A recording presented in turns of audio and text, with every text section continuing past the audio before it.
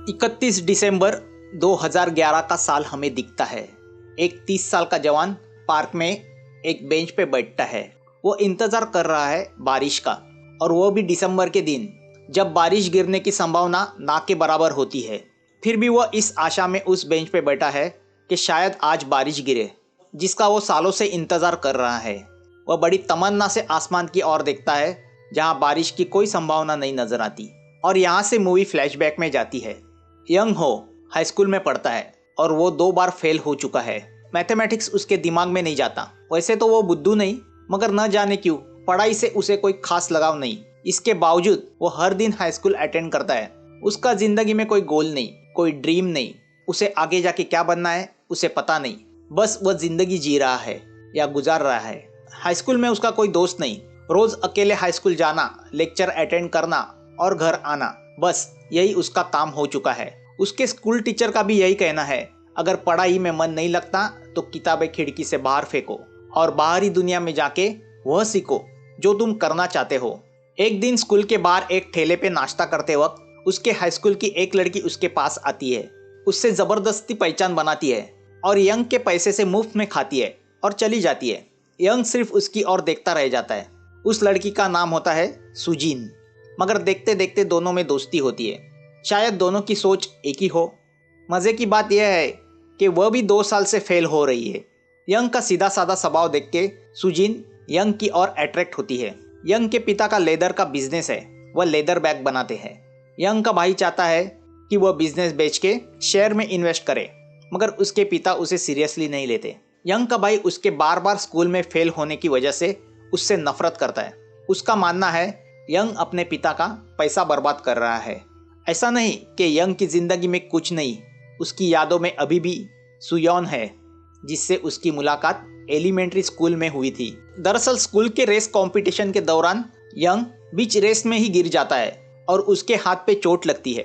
वो अपनी चोट पानी से धो रहा होता है कि वहाँ उसी के उम्र की एक अनजान लड़की आती है और उसे अपना रुमाल ऑफर करती है। यंग उस लड़की के टी शर्ट को देखता है जिस पर लिखा हुआ होता है सुयोन।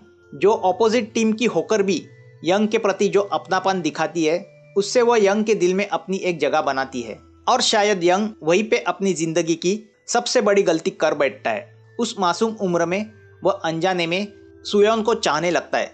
स्कूल में उसकी नज़र हर बार सुयोन को ही ढूंढती रहती है। आज भी इतने साल बाद उसका सुयोन से प्यार कम नहीं हुआ। हालांकि उस वाक़ियात के बाद वो उससे कभी नहीं मिला। यंग बड़ी मुश्किल से स्कूल से सुयोन का पता मालूम कर लेता है, जो अब बुसान में शिफ्ट हुई है। अब कहानी फिल्म के दूसरे कैरेक्टर की ओर मुड़ती है। सुही सुयोन की छोटी बहन है। वह काफ़ी आशावादी इंसान है। वो सुयोन के हाई स्कूल जाती है और उसकी चीज़ें कलेक्ट करती है, जिसमें यंग ने सुयोन को लिखा हुआ खत भी है। यहाँ हमें पता चलता है कि सुयोन हॉस्पिटल में किसी क्रिटिकल बीमारी की वजह से कोमा स्टेज में है। सुही हॉस्पिटल जाके यंग ने सुयोन को लिखा हुआ लेटर सुयोन के सामने पढ़ती है, जो यंग ने पहली बार लिखा है। वो लेटर पढ़ के सुही इम्प्रेस होती है, मगर सुयोन को यंग याद नहीं, इसलिए वह कुछ रिएक्ट नहीं करती। अब सुही सुयोन के नाम पे उसकी फीलिंग्स लेटर के जरिए यंग तक पहुंचाना चाहती है, इसलिए वह खुद सुयोन के नाम से यंग को उसके लेटर का जवाब देती है।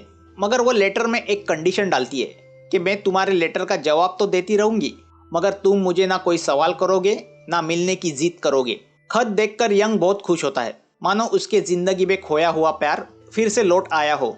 वो सुयोन को लेटर के जरिए खुद के हाथों बनाया एक लेदर का पपी गिफ्ट करता है, जो सुही सुयोन को दिखाती है। अब यंग आए दिन सुयोन के खत का इंतजार करता रहता है और सुयोन के नाम पे सुही उसे खत लिखने लगती है। यहाँ यंग की हाई स्कूल फ्रेंड सुजीन उसके क्लोज आने की कोशिश करती है। उसे यंग के सीक्रेट लव के बारे में पता है, मगर शी डोंट माइंड। तो दूसरी ओर सुही के बुक स्टोर में रोज आने वाला कांग दिल ही दिल में सुही को चाहने लगता है। वो बड़ा बुक राइटर बनना चाहता है और इंस्पिरेशन के लिए किताबें पढ़ता रहता है। यंग की सुजीन से दोस्ती और गहरी होती जाती है, क्योंकि दोनों का दर्द एक ही है। दुनिया में उन्हें कोई समझता नहीं। सुजीन उसे बताती है कि आज उसके भाई की बरसी है, जिसने जवानी में सुसाइड किया था, और आज का दिन वह यंग के साथ गुजारना चाहती है। दोनों मॉटेल में जाके अपनी फीलिंग्स एक दूसरे से शेयर करते हैं। यहाँ हमें पता चलता है कि सुजीन एक सच्चे प्यार की तलाश में है, जो उसे उसके माँ बाप से भी नहीं मिला। वो यंग को अपना पासबुक दिखाती है जिसमें ढेर सारे पैसे होते हैं। दरअसल वह यंग का इम्तिहान ले रही होती है कि क्या उसके पैसे देखकर यंग उसके पास आएगा, मगर यंग उसके पैसे में कोई दिलचस्पी नहीं दिखाता, जिससे वह इम्प्रेस होती है। यहाँ यंग और सुई के बीच लेटर का आदान प्रदान चलता रहता है। यंग यही समझ रहा है कि सुयोन उसे लेटर लिख रही है। एक लेटर में सुई लिखती है कि उसे समुंदर बहुत पसंद है। उसकी वो बात पढ़कर यंग सुजिन के साथ बीच पे जाता है, मगर सोल का बीच इतना अच्छा नहीं जितना बुसान का है। फिर भी यंग सुयोन की याद में वह पल सुजिन के साथ एंजॉय करता है। बीच पे से जमा किए हुए शंख वो सुयोन को भेजता है। साथ में उसने बनाई हुई लेदर की बोट भी रहती है। उसकी वो गिफ्ट देख के बेड पे लेटी बीमार सुयोन भी अब सपने देखने लगती है। सुई को बरसात बहुत पसंद है, जिसका जिक्र वो यंग को लिखे लेटर में करती रहती है। अब बेड पे लेटी सुयोन अपने लैंग्वेज में सुई को कहती है कि वह यंग से मिलना चाहती है। उसका वो जवाब सुन के सुई सोच में पड़ जाती है। वो दूसरे ही दिन बुसान से सोल चली जाती है और वहाँ यंग के लेदर शॉप में पहुँचती है, जहाँ का एड्रेस यंग के लेटर पे लिखा होता है। और ठीक उसी वक्त यंग सुई के बुक स्टोर पहुँचता है, जहाँ का एड्रेस उसे लेटर से मिलता है। दोनों रात होने तक एक दूसरे का इंतजार करते हैं और बिना एक दूसरे से मिले ही घर लौट जाते हैं। एक रात बुक स्टोर से घर लौटते वक्त सुई की माँ उससे कहती है कि डॉक्टर ने कहा है सुयोन ज़्यादा से ज़्यादा 1 महीना जिंदा रहेगी। उसकी बातें सुनकर सुई की आंखों में आंसू आ जाते हैं। यहाँ यंग के पिताजी भी अपना शॉप बेच के शहर में एक दूसरा शॉप ले लेते हैं। दूसरे दिन सुई सुयोन को सजा के बाहर गार्डन में लाती है और उसकी फोटो लेती है और वो फोटो यंग को भेजती है। सुयोन की वो फोटो देख के यंग खुशी से फूले नहीं समाता। वो सुयोन को लेटर लिखता है कि वो उससे 31 दिसंबर को उनके स्कूल के सामने वाले पार्क के बेंच पे मिलना चाहता है। क्या हम मिल सकते हैं? वो लेटर में अपना मोबाइल नंबर भेजता है। यंग का वो खत सुई पढ़ती है। यहाँ बेड पे आखिरी दिन गिनती सुयोन भी यंग से मिलना चाहती है। वह अपनी भाषा में सुई से कहती है कि अब वह जीना चाहती है। उसकी बातें सुनकर सुई की आंखों में आंसू आते हैं। वह यंग को लिखती है कि वह उससे 31 दिसंबर को ज़रूर मिलेगी, मगर उस रात बारिश होगी तो, और यह उसका प्रॉमिस है। वह ऐसा इसलिए कहती है क्योंकि कोरिया में 31 दिसंबर को कभी बारिश नहीं होती।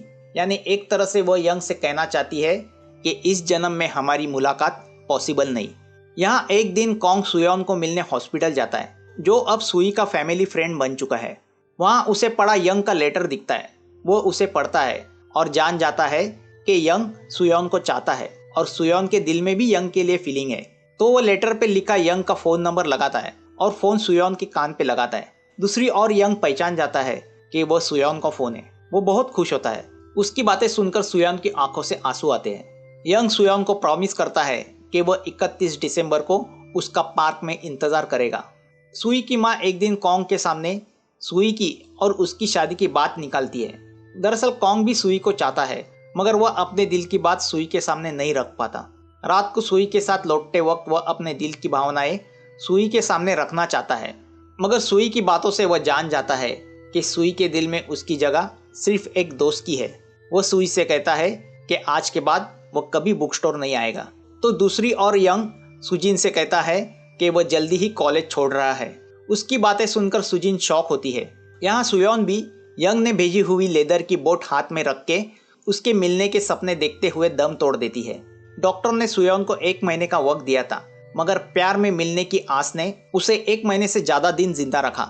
शायद यह प्यार की ताकत है। सुई यंग को आखिरी खत लिखती है कि सुयोन मर चुकी है, अब खत लिखने का कोई मतलब नहीं। यह सब यहीं पे ख़त्म करते हैं, मगर वह खत को पोस्ट बॉक्स में नहीं डालती। यहाँ यंग सुजिन को आके कहता है कि वह हमेशा के लिए कोरिया छोड़ के टोक्यो जा रहा है। उसकी बातें सुनकर सुजिन शॉक होती है। वह जानती है कि यंग के दिल में उसके लिए प्यार वाली फीलिंग नहीं है। फिर भी वह उससे पूछती है कि उसमें और सुयोन में क्या फ़र्क है। वो बताता है, तुम तारे की तरह हो और सुयोन बरसात की तरह। सुजिन उससे इसका मतलब पूछती है, तो वो बताता है, तुम ब्राइट रोशनी देती हो, मगर सुयोन की यादें मुझे कंफर्ट फील देती है। उसका जवाब सुनकर सुजिन चुप हो जाती है। मगर न जाने क्यों यंग भाई के साथ टोक्यो जाने का कैंसिल करके सोउल में ही रहना पसंद करता है। वक्त गुजरता है। 9 साल गुजर जाते हैं। फिल्म के सब कैरेक्टर अपने अपने रास्ते चले जाते हैं। यंग अब अपनी खुद की छाते की दुकान खोलता है, जो पूरे सोउल में पॉपुलर है। सुजिन अब ट्रैवल राइटर है। ट्रैवल राइटर होने की वजह से सुजिन जब भी नॉर्वे के पास जाती है तो वह आसमान में अरोरा देखती है, तो उसे यंग की याद आती है, यंग जिसे वो कभी नहीं भुला सकती। यहाँ यंग और उसके भाई के रिश्ते भी बेहतर हो जाते हैं। अब उसका भाई भी यंग को समझने लगता है। एक रात सुजिन यंग के शॉप पे सरप्राइज विजिट देती है। उसे देख के यंग शॉक होता है क्योंकि बहुत सालों बाद वह उसे मिल रहा है। यंग उसे अपने हाथ से बनाया हुआ एक छाता गिफ्ट करता है जिस पर अरोरा है, जो सुजिन को बहुत पसंद है, मगर उस पर स्टार्स भी है। उन स्टार्स को देख के सुजिन जान जाती है कि यंग के दिल में उसकी हैसियत सिर्फ एक दोस्त की ही है। वह यंग की ओर देखती है। यंग के चेहरे पे स्माइल होता है। वो उससे कहती है, जब तुम हंसते हो तो ऐसा लगता है तुम अंदर से रो रहे हो। उसकी बातें सुनकर यंग के चेहरे पे मायूसी छा जाती है। सुजिन इतना कह के वहां से चली जाती है। दूसरी जगह कॉन्ग इतने साल बाद सुई से मिलता है। अब वह राइटर बन चुका है। उसने एक किताब लिखी है जो उसने सुयोन के नाम डेडिकेट की है। कॉन्ग उसे बताता है कि आज उसका बर्थडे है।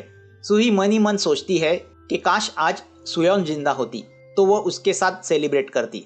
यहाँ 2003 से हर 31 दिसंबर को यंग पार्क में बारिश का इंतजार करते हुए यही सोचता है कि आज बारिश होगी और सुयोन उससे मिलने पार्क आएगी, मगर बारिश नहीं होती। दरअसल उसे पता नहीं होता कि सुयोन तो कब की मर चुकी है। वो उसकी यादों में साल के बाद साल गुजारते जाता है। यंग हर 31 दिसंबर को छाता लेके सुयोन का इंतजार करता है, मगर बारिश नहीं गिरती। वहाँ दूसरी जगह सुई भी यह बात नहीं भूली। उसे अपना प्रॉमिस याद है जो उसने सुयोन के नाम पे यंग को किया था कि वह 31 दिसंबर को जब बारिश गिरेगी तो वह उससे मिलने जरूर आएगी। वह भी हर साल 31 दिसंबर को वेदर फोरकास्ट देखती है, मगर बारिश के कोई आसार नहीं होते। 2011 का साल आता है। 9 साल गुजर जाते हैं। यंग बड़ी मुश्किल से सुयोन के हाई स्कूल का पता लगा के वहाँ उसके बारे में पूछताछ करने जाता है, तो उसे पता चलता है कि सुयोन तो 2003 में ही मर चुकी है। यह बात सुन के वो बहुत शॉक होता है। जिसका वो इतने साल पार्क में इंतजार करता रहा, वह तो कब की दुनिया छोड़ के जा चुकी है। आज 31 दिसंबर है। 31 दिसंबर यह सुई की बर्थ डेट भी है। हर साल की तरह वह आज भी सेमेट्री सुयोन को याद करने जाती है। वो सुयोन के मेमोरियल के पास आती है। वहाँ रखे वह लेटर देख के उसे यंग की याद आती है। वह सोचती है कि काश वह सुयोन और यंग की मुलाकात करा देती, मगर न जाने क्यों तब उसने उन दोनों को नहीं मिलवाया। सुयोन यंग से मिलना चाहती थी और सुई ने उसके बहन की वह आखिरी इच्छा पूरी नहीं की थी। सुई मोबाइल में वेदर फोरकास्ट देखती है जिसमें दिखाया गया है कि बादल छाए हुए हैं, शायद बारिश के आसार है। यंग आखिरी बार उस पार्क में उस बेंच के पास आता है। उसके हाथ में वह रुमाल है जो सुयोन ने उसे दिया था, मगर आज वो जानता है कि बारिश गिरी भी तो सुयोन नहीं आएगी, क्योंकि वह जिंदा ही नहीं तो उसके आने का सवाल ही नहीं आता। वह नमी सी आंखें लिए बेंच पे बैठा सुयोन के बारे में सोच रहा है। जब 12:15 बजते हैं तो वह छाता खोल के बेंच पे रखता है और उसके नीचे सुयोन का वह रुमाल और सुयोन के नाम लिखा हुआ आखिरी लेटर रखता है, जिसमें उसने बहुत ही इमोशनली लिखा हुआ होता है, सुयोन, मैंने अपनी जिंदगी के वह 9 साल तुम्हारे इंतजार में गुजारे। मैंने छाते का बिजनेस शुरू किया क्योंकि मेरी जिंदगी भी छाते की तरह ही थी, लॉस्ट, रस्टी, ब्रोकन और मिसिंग। मगर फिर भी मेरी जिंदगी के वह गुलाबी दिन मैं कभी भूल नहीं सकता और इसके लिए मैं तुम्हारा शुक्रगुजार हूँ। मैं तुम्हें बहुत कुछ कहना चाहता हूँ, मगर अब वो पॉसिबल नहीं। मैं तुम्हें हमेशा मिस करूँगा। Good bye.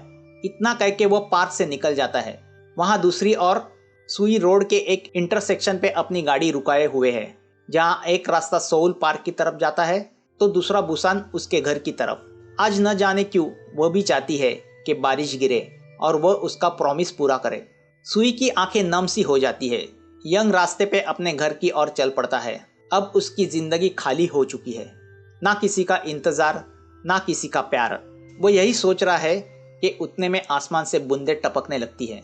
बारिश शुरू हो जाती है। अब वो रुक के मुड़ता है और पार्क की तरफ भागता है। वह जानता है कि वहाँ उसका कोई इंतजार नहीं कर रहा, पर जिंदगी चमत्कार का दूसरा नाम है। पता नहीं क्यों वह ना जाने किस चमत्कार की आस में पार्क की तरफ दौड़ता है। उसकी जिंदगी जो अब सिर्फ इंतजार बन के रह गई थी, मगर अब उसमें भी एक आस थी। क्या ऐसा हो सकता है कि आज उसका इंतजार खत्म हो? अगर 31 दिसंबर को बारिश गिरने का चमत्कार हो सकता है, तो शायद उसका प्यार वापस आने का चमत्कार भी हो सकता है। वह बेंच के पास आके चमत्कार की आस में बैठता है। यंग जानता है कि वह उसकी कहानी का अंत है, मगर जब एक कहानी खत्म होती है तो दूसरी कहानी शुरू होती है। क्योंकि ठीक उसी वक्त सुई अपनी गाड़ी पार्क करके उसकी ओर आती है अपना प्रॉमिस पूरा करने। मगर मूवी यहाँ खत्म नहीं होती। सबसे बड़ा ट्विस्ट तो आखिर में आता है जब हमें पता चलता है कि बचपन में जिस लड़की ने यंग को अपना रुमाल उसकी चोट पे लगाने के लिए दिया था, दरअसल वह सुयोन नहीं बल्कि सुई ही थी। दरअसल बात यह थी कि उस रनिंग वाले कंपटीशन के दिन सुई का ड्रेस गीला होने की वजह से उसने सुयोन का ड्रेस पहना था जिस पर सुयोन का नाम लिखा हुआ था। यंग ने वही नाम पढ़कर गलती से सुई को सुयोन समझा था। मतलब दो सच्चे प्रेमियों को आखिर में बड़े मिरेकल के बाद भगवान ने मिला ही दिया था। अगर आपको यह इमोशनल कहानी पसंद आई हो तो हमारे चैनल को सब्सक्राइब करना मत भूलना, लाइक करना, कमेंट करना, शेयर करना। तो जल्द मिलेंगे नई मूवी के साथ।